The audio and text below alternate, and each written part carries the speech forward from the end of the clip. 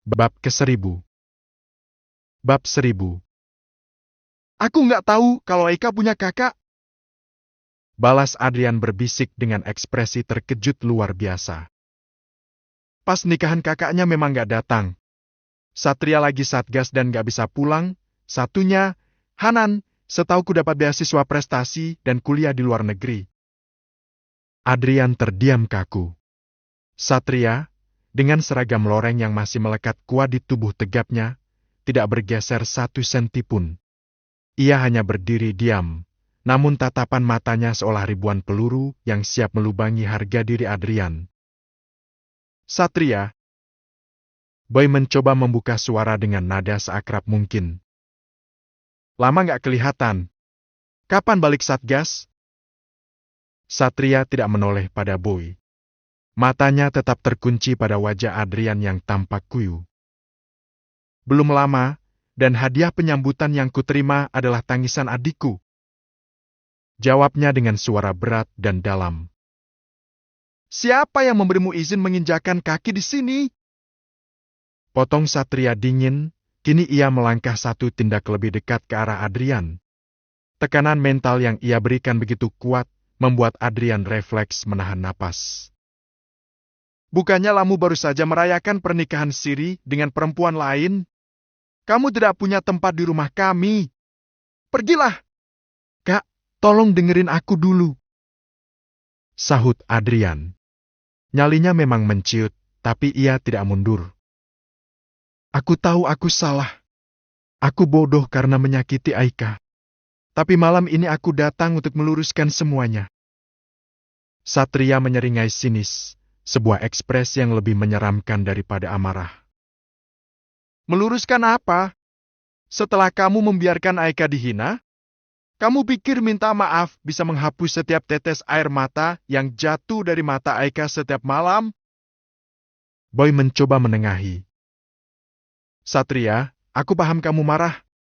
Aku juga laki-laki dan seorang kakak dari adik perempuan, dan aku mengerti posisimu sebagai kakak.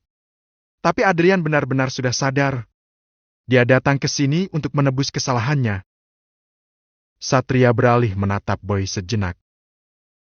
Boy, kamu temanku. Tapi ini soal kehormatan. Sebagai kakak laki-laki, tugasku adalah memastikan tidak ada bajingan yang bisa menyakiti adikku 2 kali. Kalau dia sudah pernah gagal sekali, apa jaminannya dia tidak akan mengulanginya lagi? Adrian memberanikan diri menatap mata Satria. Aku siap terima hukuman apapun, Kak. Tapi tolong, izinkan aku ketemu Aika sebentar saja. Tanpa peringatan, Satria mencengkram kuat kerah ke meja Adrian hingga Adrian terangkat sedikit ke depan. Pria TNI itu kemudian mendorongnya dengan tenaga yang cukup besar hingga punggung Adrian membentur pilar teras. Hukuman? Desis Satria di depan wajah Adrian. 1 pukulan dariku mungkin bisa membuatmu pingsan, tapi itu terlalu mudah. Pergi dari sini sebelum aku kehilangan kesabaran. Adrian tidak melawan. Ia hanya diam, mengatur napasnya yang sesak, lalu kembali berdiri tegak di depan Satria. Hukum saja aku, tapi aku nggak akan pergi sebelum bertemu Aika. Tepat saat itu, seorang pria muda dengan wajah yang lebih tenang namun memancarkan kemarahan yang berbeda muncul. Dia adalah Hanan, kakak kedua Aika yang juga baru kembali setelah mendengar apa yang terjadi pada adiknya. Jika Satria adalah api yang dingin, Hanan adalah api yang berkobar. Masih belum pergi juga? Suara Hanan meninggi. Ia berjalan cepat mendekati mereka. Bang, kenapa masih diajak bicara? Orang seperti ini nggak pantas ada di sini. Hanan menunjuk wajah Adrian dengan jari gemetar karena emosi. Aika sedang berusaha menenangkan diri. Dia hancur karena perbuatanmu dan istrimu itu. Kamu tahu apa yang paling menyakitkan? Dia membela kamu di depan kami, tapi kamu justru membalasnya dengan pengkhianatan. Hanan, aku bisa jelaskan. Boy memotong. Gak ada yang perlu dijelaskan. Potong Hanan meledak-ledak. Pergi kalian. Jangan muncul lagi di depan Aika. Jangan pernah tambah beban pikirannya lagi. Dan kamu, Adrian, kamu adalah racun buat adik kami. Dua pria pelindung Aika kini berdiri berjajar, menutup akses masuk sepenuhnya. Adrian merasa seperti sedang berdiri di depan tembok raksasa yang mustahil ditembus. Namun, ketegangan itu sedikit terpecah saat pintu kembali terbuka. Kali ini, seorang wanita parubaya dengan kerudung instan dan wajah yang sangat teduh, namun tampak kelelahan muncul di ambang pintu. "Satria, Hanan, sudah!" ucap ibu dengan suara lembut namun tegas. Beliau menatap keributan di ruangan itu dengan perasaan campur aduk. "Bu, orang ini. Ibu tahu?" potong sang ibu pelan. Beliau lalu menatap Adrian yang berdiri mematung. Tanpa diduga, Adrian langsung melangkah maju dan menjatuhkan tubuhnya. Ia bersujud di kaki ibu mertuanya, mencium punggung tangan wanita itu dengan air mata yang mulai berlinang. "Bu, saya minta maaf." Isak Adrian, suaranya parau tertahan di lantai teras. "Saya minta maaf sudah menyakiti Aika dan menghancurkan kepercayaan ibu. Tolong, beri satu kali saja kesempatan untuk bicara sama Aika. Saya mohon, Bu." Satria dan Hanan terdiam melihat pemandangan itu. Kemarahan mereka masih ada, namun melihat pria yang biasanya angkuh itu kini bersimpuh di kaki ibu mereka, membuat suasana mendadak menjadi lebih tenang. Boy melangkah maju, berdiri di samping Adrian yang masih bersimpuh. Ia memandang ibu Aika, Satria, dan Hanan secara bergantian dengan tatapan serius.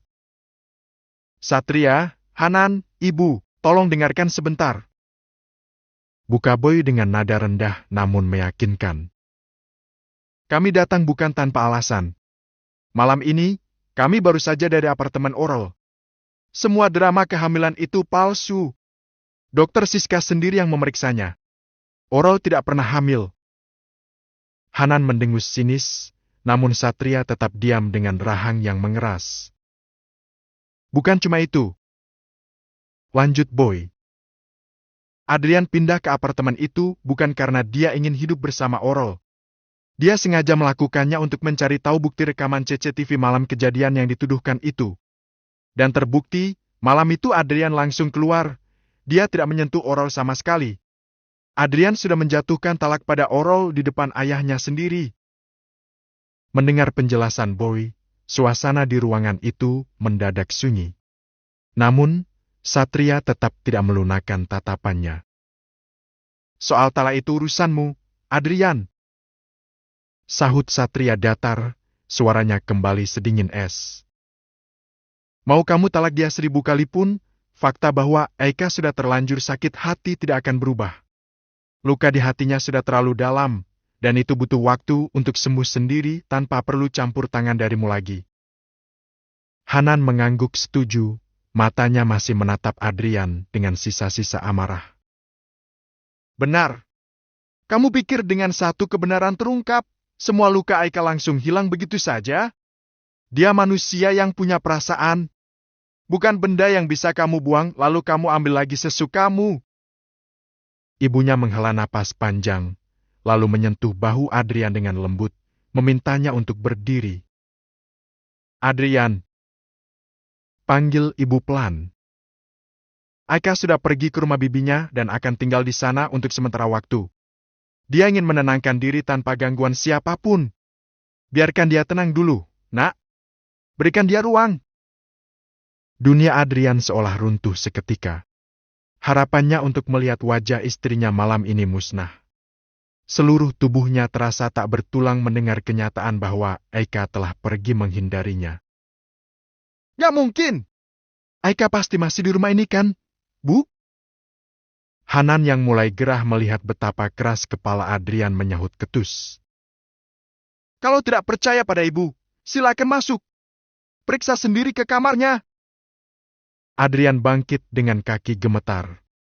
Ia berlari masuk ke dalam rumah, melewati Hanan dan Satria yang memberinya jalan dengan tatapan dingin. Begitu masuk, hanya kesunyian yang menyambut Adrian. Aroma parfum Aika yang tertinggal di sana benar-benar menciptakan perasaan rindu yang meluap dan tak terbendung lagi. Adrian pasrah. Ia hendak keluar kamar, berniat meminta alamat tempat yang dituju Aika.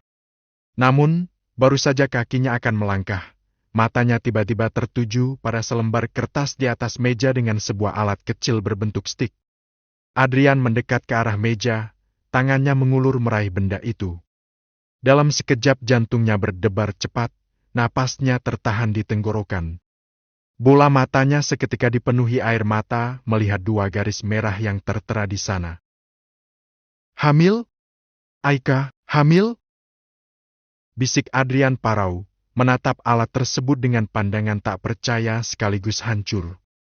Kali ini, bukan kebohongan oral yang ia hadapi, melainkan sebuah kenyataan pahit bahwa istrinya mengandung anaknya di tengah badai pengkhianatan yang ia ciptakan sendiri.